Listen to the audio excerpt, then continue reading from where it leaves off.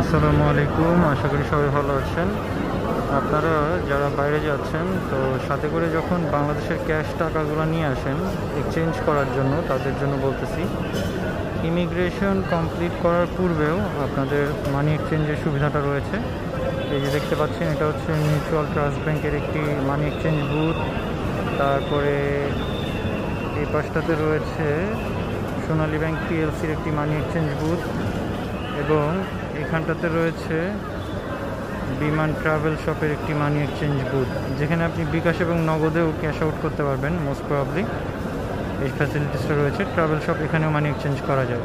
তো আপনার আবার এখানে যারা বয়স্ক বাবা মা নিয়ে ট্রাভেল করছেন, এটা হচ্ছে গিয়ে আপনাদের সিনিয়র সিটিজেন্স কর্নার। এখানে আপনাদের বাবা মাকে বসায় রাখতে পারবেন রেস্ট নেওয়ার জন্য, বোর্ডিং পাস হাতে পাওয়ার আগ পর্যন্ত। ঠিক আছে, ভবিষ্যতে ইনশাল্লাহ আরও অনেক ইনফরমেশন নিয়ে আসবে।